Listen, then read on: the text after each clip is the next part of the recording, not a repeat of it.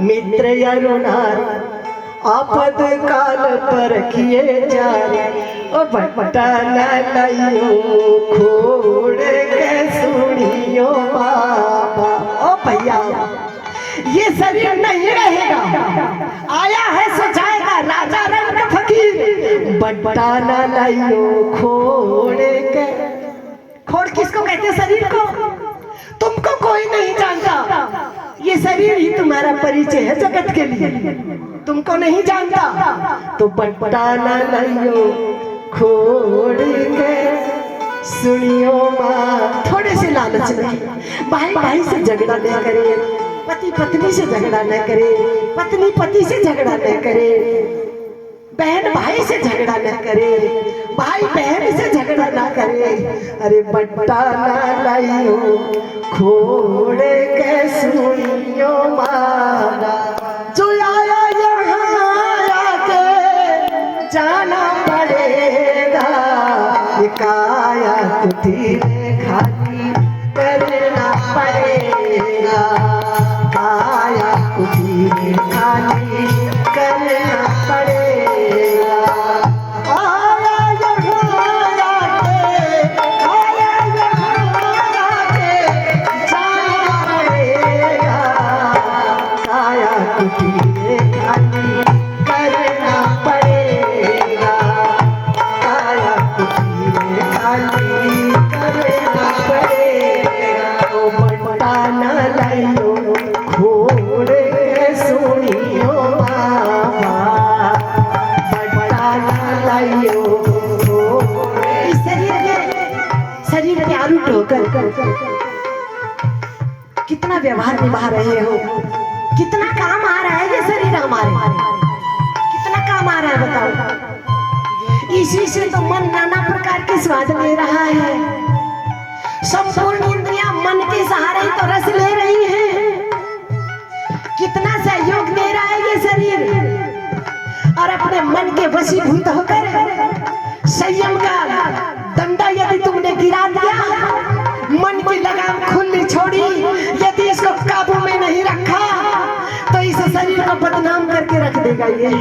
बट्टा लाइयो खोड़ के सुनियो बाबा। उस समय का है ये वचन।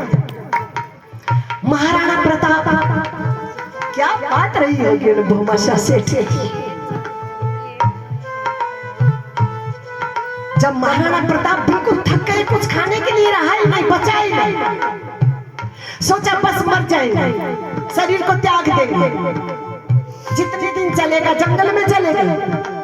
और जब भूमाशा सेठ को पता चला महाराणा प्रताप मारना चाहते हैं शरीर को, तो आओ ना धर्म के लिए मारो ना।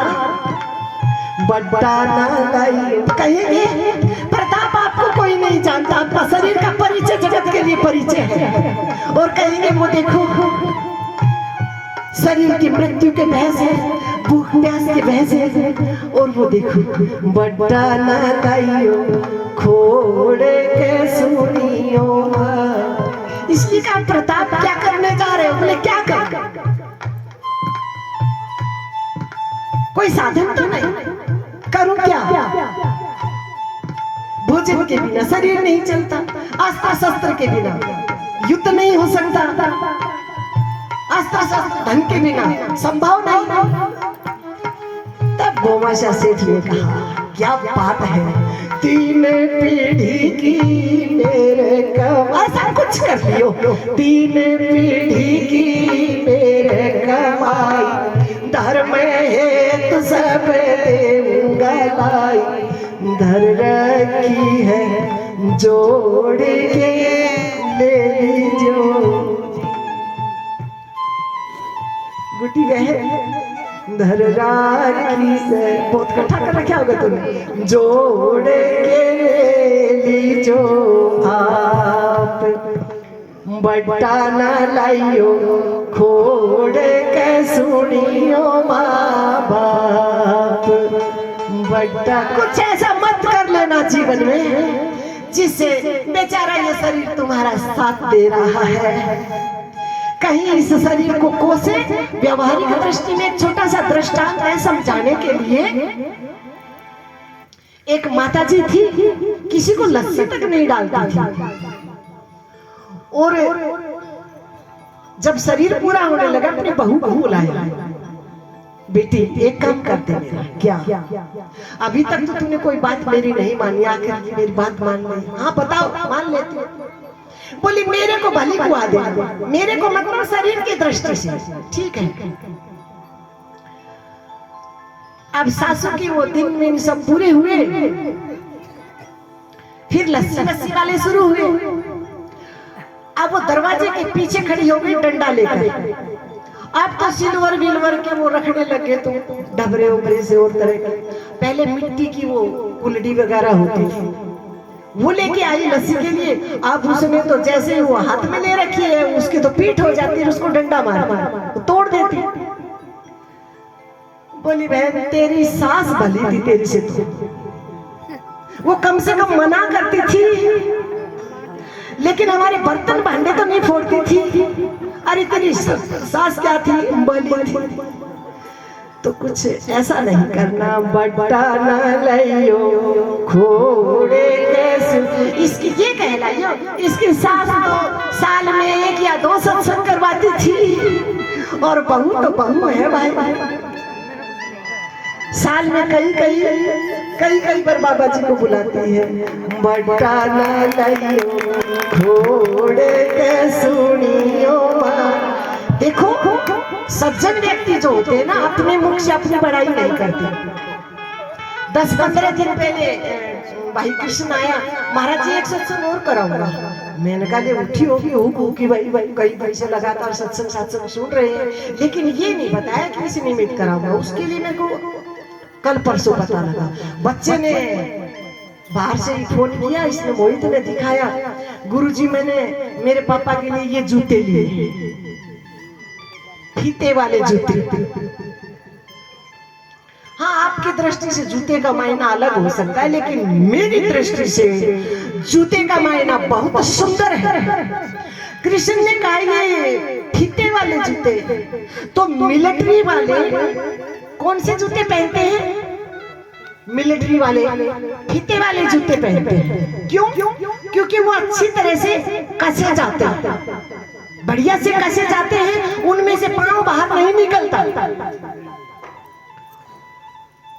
तो अबोध अवस्था में भले, लेकिन ये बड़ा सुंदर उपदेश है कृष्ण भाई।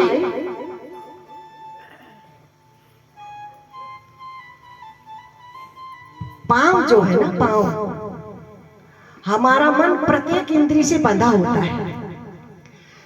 कोई भी इंद्री जब तक उसके साथ मन नहीं होता वो कार्य नहीं करती। मन नहीं होता तुम स्वस्थ हो, फिर भी कह देते हो। कोई कहेगा चलो नहीं, हिम्मत नहीं है, क्योंकि मन साथ नहीं दे रहा वहां। तो मन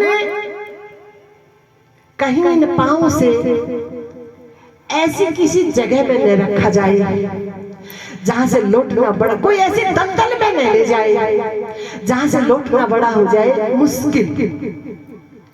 तो फीते वाले जूते का मतलब है पांव ऐसी जगह में रखना, ऐसी ठोस जगह में रखना, अथवा अपने मन को अच्छे संस्कारों के फीते से अब ऐसा कस के रखना कृष्ण भाई कि सर्दी पड़े, गर्मी पड़े, वर्षा चढ़े तो वाह। व्यवहारिक जगत में जो आपके लिए करने योग्य था सब किया, बस मोहित की शादी,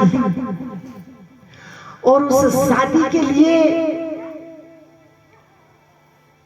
बेटी आएगी, बच्ची आएगी जो अपने घर में पलती है, पढ़ती है, लाड चाव में मुंह बोली हुई हो जाती है। ऐसी बच्ची जब नई जगह आती है तो उसका नया जन्म होता है।